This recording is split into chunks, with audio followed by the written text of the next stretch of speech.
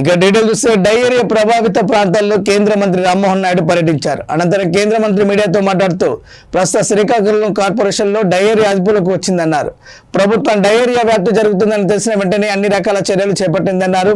ప్రస్తుతానికి 102 మంది మాత్రమే చికిత్స పొందుతున్నారని, మొత్తం 120 కేసులు రిపోర్ట్ అయ్యాయని వెల్లడించారు. ప్రజలను ఆదిలోనే అప్రమత్తం చేయడంతో ప్రాణ నష్టం నివారించగలిగామని కేంద్ర మంత్రి చెప్పుకొచ్చారు. ప్రభుత్వం బాధ్యతగా వివరించిందని అన్నారు.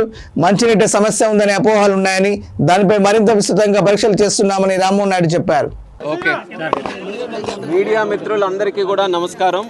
ప్రస్తుతం శ్రీకాకుళం కార్పొరేషన్లో గత 4 రోజులుగా డయేరియా అవుట్ బ్రేక్ జరిగిన తర్వాత ప్రభుత్వం ముమ్మరంగా కార్యక్రమాలు, చర్యలు అన్నీ కూడా చేపట్టి దీని తాలూకా ఈ ఇష్యూని ఎంత తొందరగా సద్దుమణుగు చేయడానికి ఏ చర్యలు చేపట్టాలో అన్నీ కూడా ఇమీడియట్గా బాధ్యతతో ప్రభుత్వం వెంటనే ఇమీడియట్గా ప్రొయాక్టివ్గా రియాక్ట్ అయ్యే అన్ని కార్యక్రమాలు కూడా చేసింది.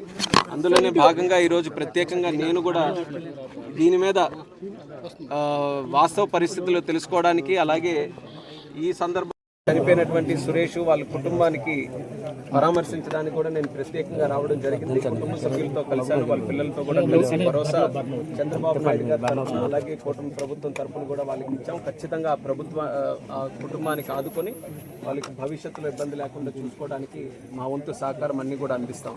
అలాగే ఈరోజు ఒక్కసారి మనం ఈ అవుట్ బ్రేక్ తాలూకా సిచ్యువేషన్ మనం చూసుకుంటే ప్రస్తుతానికి చాలా వరకు కూడా సద్దుమణుగు అయింది. ఇప్పటికీ మనకు ఉన్నటువంటి హాస్పిటల్స్లో జెమ్స్ కానీ, కిమ్స్ కానీ, రిమ్స్ కానీ, జీజీహెచ్లో సుమారు 102 కేసెస్ ఇప్పటి వరకు కూడా ఉన్నాయి. ఓవరాల్గా ఒక 124 కేసెస్ ఉంటే అందులో 22 వరకు కూడా మరి డిశ్చార్జ్ అవ్వడం కూడా అందులో జరిగింది. సో ప్రస్తుతానికి 102 కేసెస్, అందులో ముఖ్యంగా ఒక 4 వార్డుల్లో ఉన్నటువంటి ఏరియాలు, అంటే సుమారు 4800 మెంబర్స్ ఉండేటటువంటి ఈ 4 ఏరియాల్లోనే అత్యధికంగా ఈ యొక్క అవుట్ బ్రేక్ని మనం చూస్తున్నాం. కార్పొరేషన్లో ఉన్నటువంటి 50 వార్డుల్లో సుమారు మిగిలినటువంటి వార్డుల్లో ఈ యొక్క 4 రోజుల్లో 30 కేసెస్ వరకు వస్తే, ఈ యొక్క 4 వార్డుల్లో ఓవరాల్గా మనకి 120 కేసెస్ వరకు ఇందులో మనకు కనిపించాయి. అయితే ఈ 120 కేసెస్ కూడా అన్నీ కూడా క్రిటికల్గా ఉన్నటువంటి కేసెస్ కాదు. ఇందులో మనం జిల్లా కలెక్టర్ గారు స్వప్నిల్ గారికి కూడా మెచ్చుకోవాలి. మండే నాడు ఎప్పుడైతే ఆయనకు ఒక 4 కేసెస్ వచ్చినట్టుగా సమాచారం వచ్చిందో ఇమీడియట్గా ఆయన లొకేషన్ కూడా వచ్చి ప్రజలందరినీ కూడా అప్రమత్తం చేసి, చిన్న సిమ్టమ్స్ ఉన్నా సరే ప్రతి ఒక్కరు కూడా ఇమీడియట్గా హాస్పిటల్స్కి వచ్చి చెక్ చేసుకోవాలి, అక్కడ మీరందరూ కూడా అడ్మిట్ అవ్వాలని చెప్పి ఆయన ఇచ్చినటువంటి పిలుపుకి, ఆయన చేసినటువంటి వీడియోకి స్పందించి అత్యధిక మంది ఒక ఇమీడియట్గా ఇష్యూ లేకపోయినా సరే, లేకపోతే చిన్న సిమ్టమ్స్ ఉన్నా సరే వాళ్ళు కూడా వచ్చి హాస్పిటల్స్లో కూడా జాయిన్ అవ్వడం జరిగింది. సో ప్రభుత్వం ఎంత బాధ్యతగా ఈ యొక్క ఇష్యూ మీద వ్యవహరిస్తుందన్నాక అదొక ఉదాహరణ.